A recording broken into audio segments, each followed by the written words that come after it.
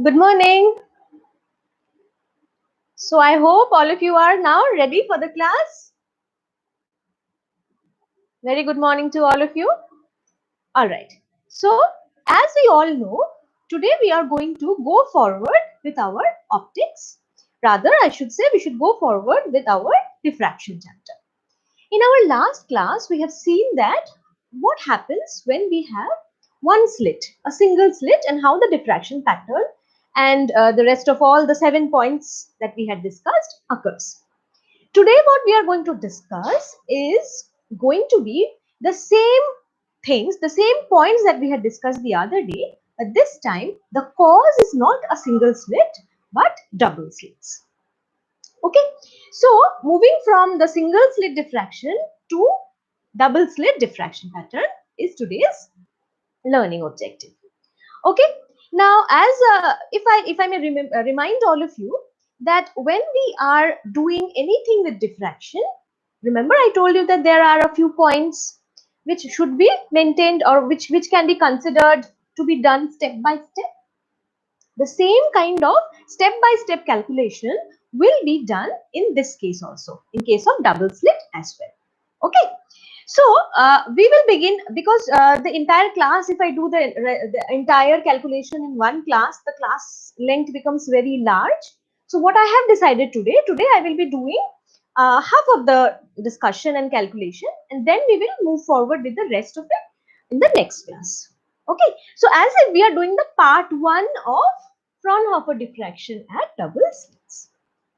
All right, so with this, let us begin our discussion.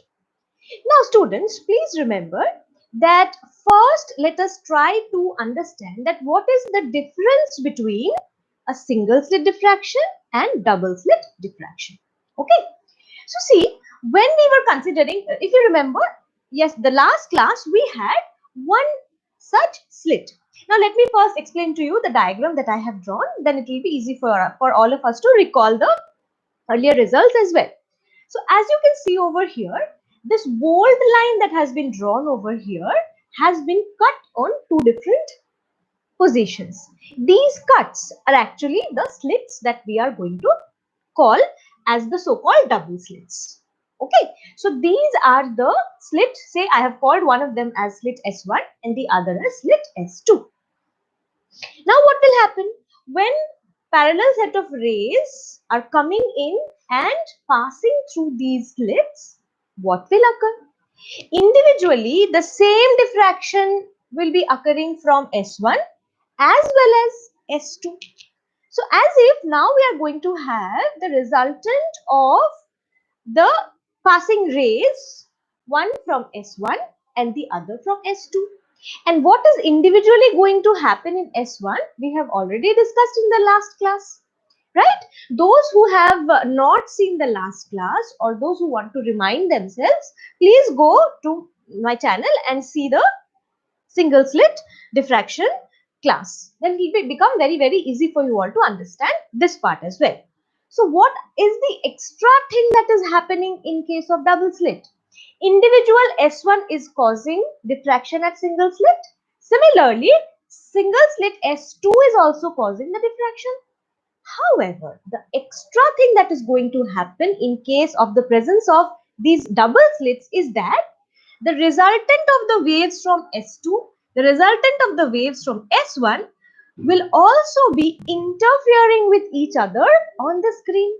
Isn't it? I hope all of you will be agreeing with me that apart from the individual diffraction occurring at slit S1 and S2, now we are going to experience the effect of interference of these two individual slits as well. And that is what makes the diffraction pattern as well as the results, everything different from single slit in case of double slit. Okay, so with this discussion or with this knowledge in our mind, let us move forward to do the calculation. Now, reminding all of you, just like yesterday, today also we are going to move forward step by step. And what are the steps that we are going to discuss today? We are going to discuss about path difference. Once again, the path difference.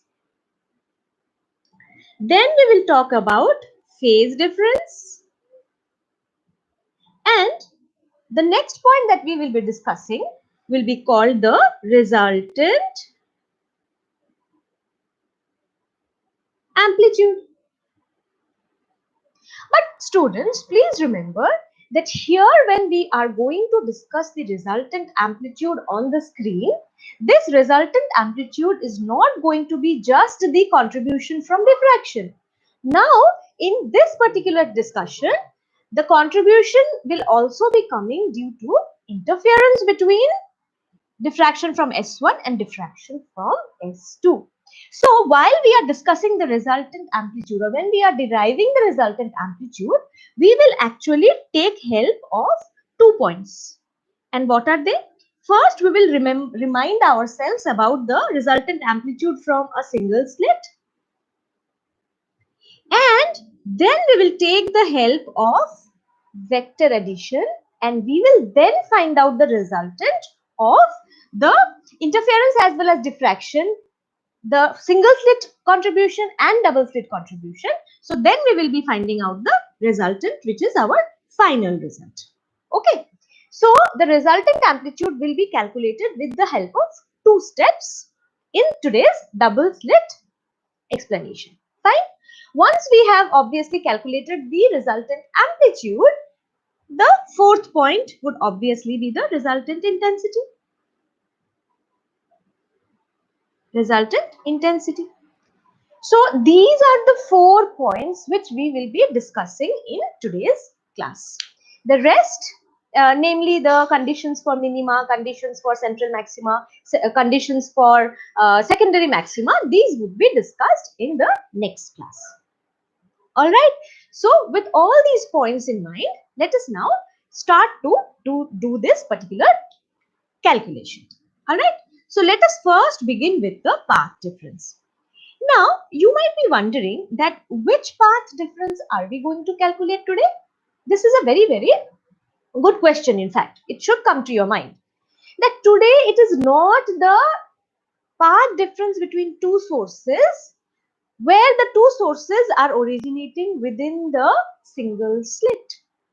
Today we are going to talk about the resultant or path difference between 2-point sources who are situated where the first source would be situated somewhere in the single slit S1 and the second source will be situated somewhere in the slit S2. Alright, remember whatever is happening, the diffraction pattern occurring at S1 is there. That is true. And the result we already know. Similarly, whatever diffraction or whatever effects has occurred from S2 individually, that result also we know because that is the single slit. But today the extra thing that we are discussing or calculating is the interaction between waves which are originating from two different slits and how they are going to interact with each other and provide the extra result. All right. So that is why today our path difference has to be calculated between 2-point sources which are situated the first on the single slit S1 and the second source will be considered to be situated in the slit S2. Now, what are the exact positions that I have considered in this calculation? See, if you see the diagram properly, I have considered the spot as if the point source is just at the beginning of my S1 and also the beginning of my slit S2. So if I ask you where are our sources, our source number 1 is just at the beginning of slit 1 and our source number 2 is just at the beginning of slit number 2. Fine. This is from where we are going to start. Now, before we go forward with the calculation, let me just remind all of you that these two double slits, these two slits that we are considering have the same dimension, which means the length of both these slits is equal and we have taken that length to be, say, a length A. However, there is one more point to be remembered, that what is the distance between these two slits? The distance between these two slits has been considered to be, say, any number B, dimension B. So, single slit, both the single slits are having the dimension of A and the distance between these two slits is B. This is what we are considering and we are going to use as well. Now, just see again, notice the diagram. What is happening? Suppose the point source starting at 1, it is now going to propagate forward. While it is propagating forward, a part of the ray as if has not bent at all. Right? It has not bent at all and has, with the help of the lens, when we have converged it on the screen, it has created the point P0. Please remember all of you that when we were discussing single slit as well, these rays which do not bend actually cause the central maximum, right? That is a unique case. However, the rest of all the part of the point source will be deflecting or will be bending by some angle. Now we have considered a particular angle of bending, say theta. Remember, this theta can vary. So this theta, the part of the rays which is bent by an angle theta has been drawn in the figure with this particular ray. Alright. Similar construction can be done for our source which is situated at S2 as well. So see, now we are going to actually talk about these two rays which have bent by an angle theta individually from their respective slits. Alright? Yes. In this consideration, in this point, now we have to calculate what will be the path difference between this ray which is from S1 and this ray which is from S2. Is this understood by all of us? So, the path difference that we are calculating today is between the 2 point sources, one which is situated at S1 and the other which is situated at S2. And now we are going to see what is their path difference. Now, if you see the construction, in order to calculate the path difference, if you see, this is the total path traveled by S2, the source from S2, and this is the path which is traveled by the source from S1.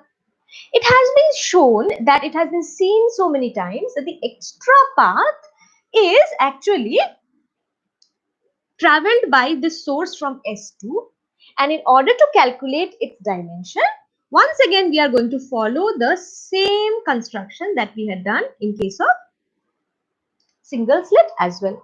And what is that? I will drop a perpendicular line from the point source at S1 to this particular path. So if this path can be called as S2 P1, I have dropped one normal, I have dropped a perpendicular from S1 to this point. Alright, so say let me call this particular point as S, so let me call this as T. So see, what do I have? I have now a triangle with points S1, S2 and T where this angle is 90 degrees.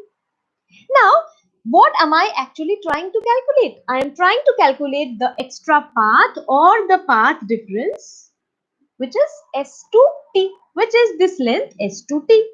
Once again, using the trigonometry, we can write that this angle, when I take the sine of this particular angle, I can find out the value of S2T. And we all know that if these rays have bent by an angle theta, this angle or this angle is also theta. We have discussed already.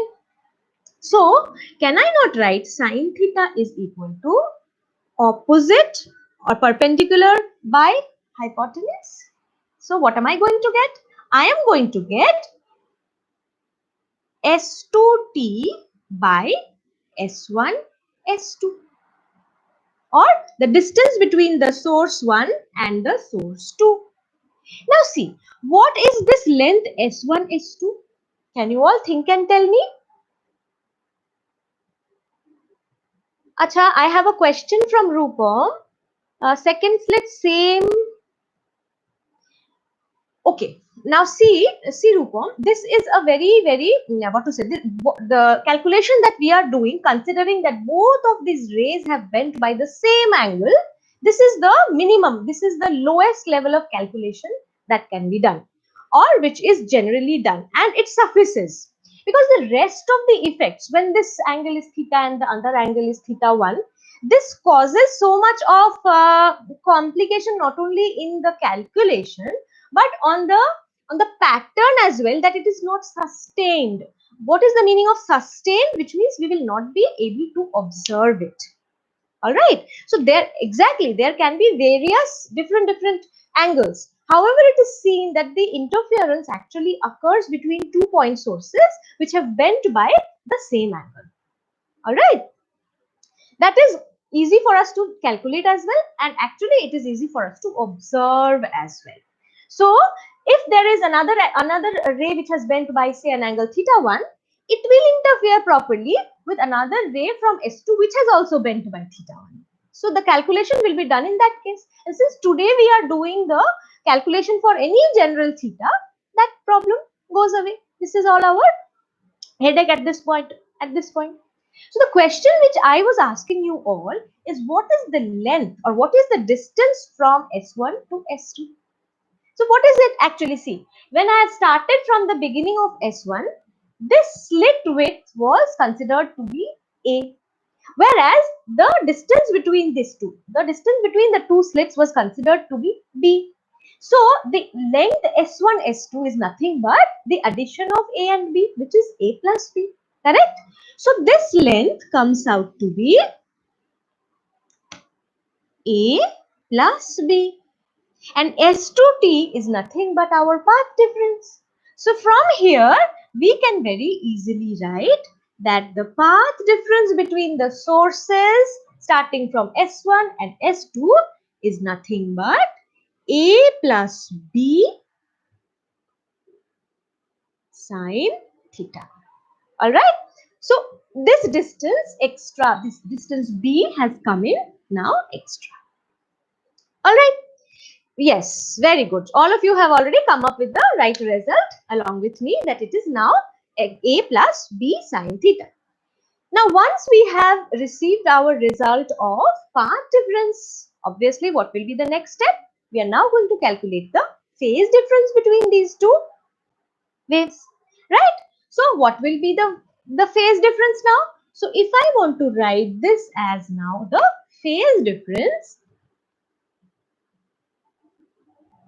we know that phase difference is 2 pi by lambda into the path difference, where if my path difference is AB sine theta, my phase difference can now be written as 2 pi by lambda A plus B sine theta. Am I right? So I hope everybody has understood up to this point. So we have calculated the path difference first, and then we have also calculated the phase difference. Reminding all of you once again that now we are calculating the path as well as phase difference between rays. Where are those rays? One is in slit 1 and the second is in slit 2. Fine. With this in your mind, now I want you all to think about a very important part. What is that? Now see, suppose diffraction has occurred at S1. What is going to be the effect on the slit? All the point sources which are originating at slit S1 will be causing a resultant amplitude on the screen. How much? Remember, in the last class we had found out that the amplitude of all the rays which have diffracted from S1 will be something like NA sine alpha by alpha, isn't it? So the amplitude of the resultant wave caused by diffraction at S1 is given by this. Since we are considering the slit S2 also to be having the same dimension of A, can I not say that when this S2 has also come on the screen, it will also be creating a resultant amplitude of NA sine alpha by alpha, right? However, now what is the extra thing that is happening? These two resultant waves are now going to interfere with each other. They are going to be superposed on each other. So now my question is, how do I now calculate the contribution from these two rays, these two resultants? We will just be using the principle of superposition. However, now the extra thing, that the information that we already have is that this result, this amplitude, the wave which has come with this amplitude and the wave which has come with this amplitude are having a phase difference of how much? A phase difference of this 2 pi by lambda a plus b sine theta. See, once again, if I tell you that this is a ray, this is a wave which has come up with the resultant amplitude of Na sine alpha by alpha, and there is another ray which has come with the same amplitude, this. However, not only is the amplitude to be considered, we have to keep in mind about their phase difference as well. So as if there is say a vector, the vector which is caused by the source number 1, and then there is another vector which is our source number 2. Source number 1 is this, source number 2 is this. And what is the phase difference between them? If I call this as say phi, if I call this as phi, this is the phase difference between them. Am I right? So these information we have, that the magnitude of this particular vector is Na sin alpha by alpha. The magnitude of my second source is also Na sin alpha by alpha. However, the angle, the phase between them is phi, which is given by 2 pi by lambda a plus b sine theta. So what will be the resultant on the screen now? Reminding all of you, can't we use the method of addition of vectors over here? Right? So what will be this resultant? What will be this resultant R? Acha, yesterday also we had used the same notation R, so that we do not confuse between the single slit and the double slit R. Let me call this R as the say resultant of double slit, RDS. Okay, so what will be the magnitude of RDS? We can very easily write. Let me now just rub it off. Okay. So what we can now write? We can now write that the resultant will be the magnitude of one. Say, let me give some name. It will be easy for us. A, B, C. So AB is the magnitude of my source number 1. CB is the magnitude of my source number 2. And they are having a phase difference of phi between them. So what will be the magnitude of AC? Can I not use the law of vector addition and write that AC square is equal to AB square plus CB square plus 2 CB into cos phi? That is what we all know about this formula, isn't it? So when I have already written down this, now it is time for us to put down the values of these individual A, B and so on. Now remember, what have we calculated? As I was telling you, what is this AC square? This AC square is nothing but the resultant amplitude at the screen caused due to the double slit. So I am going to call it as say RDS. Okay, the resultant amplitude due to double slit. This is equal to AB square, CB square into 2 into individual magnitudes into the cos of the angle between them. Fine. In this scenario, now we are ready to put in the values. I know that the resultant amplitude, because of my diffraction occurring at single slit S1, is given by Na sin alpha by alpha, and then I'm going to take a square of it. Fine. Similarly, for my second slit also, the magnitude is going to be the same. So once again, I'll have another term, Na sin alpha by alpha whole square. Right? Now, what is my third term? My third term will be 2 into, see, AB is Na sin alpha by alpha. CB is also Na sin alpha by alpha. So once again, I can write this as sin alpha by alpha square cos phi. Correct? Reminding all of you, who is this phi? This phi is the phase difference between the sources S1 and S2. Alright, so do I have anything else to remember? Yes, only square. Correct.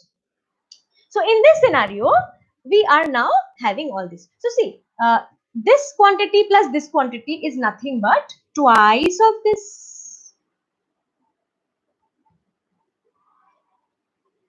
Plus I am having this term with 2 na square sine square alpha by alpha square cos alpha. Correct? Alright. So now in this scenario, what I can do, isn't this entire term can be taken as a common? I hope all of you will agree with me. So what I have done, I have taken this big term as a common and I can write this as cos phi. Right? So standing at this point, see, we are at this juncture where we have calculated that the resultant amplitude of the rays on our screen due to double slits is going to look like this. Right? Now, see one thing. Let me just write it in a little bit more precise manner. What I will do is, I will take this out and I will write it as n square a square. I will write this as sine square alpha by alpha square. Now see, 1 plus cos phi. I don't want to have this 1. I want to get rid of this 1. So what I will do? I will write in terms of cos phi as 1 plus, can I not write this as 1 by 2 cos square phi by 2 minus 1? You all are much better than me in all using all these formula. So I hope all of you are going to agree with me when instead of phi I have written it as 1 by 2 cos square phi by 2 minus 1. Right? So this is actually going to help me to get rid of this 1. So what am I left with? What am I left with here? Oh, sorry, it is not going to be 1 by 2. Today I have corrected myself before maybe Sandeep or Arjun had told me. This is 2. I always do these kind of mistakes. Okay, so this is 2 cos phi by cos square phi by 2. So what am I having now? If I take this 2 outside, I am having a 4 over here. And now I am having something like this. Or if I write it in a closed manner, I am having the quantity cos square phi by 2. Okay, so see, now the resultant amplitude we are getting it as 4 n square a square sine square alpha by alpha square cos square of the phase difference between them phi by 2. Here what I would like to do, and I want all of you to do, is to put in the value of this phi. We are going to put in the individual value of phi. And what was that? Remember, phi was 2 pi by lambda a plus b sine theta. So when I have put in the individual value of phi in this formula, this by 2 and this 2 are going to get cancelled. So we are having an angular value of with cos square which looks like pi by lambda a plus b sine theta. We don't want to write this long, this big, term. So generally what is done, we considered that we will call this angle as an angle beta. Once again, while we are going to write this particular expression with beta, never forget to write that where beta is equal to how much? Pi by lambda a plus b sine theta.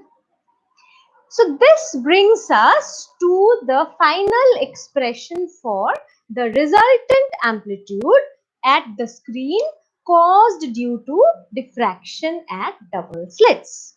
Alright, but now that we have written all this, once we have written all this,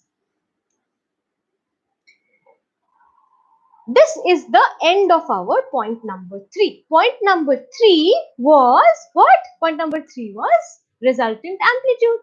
So what will be our next step? Point number 4. Point number 4 would obviously be the resultant intensity.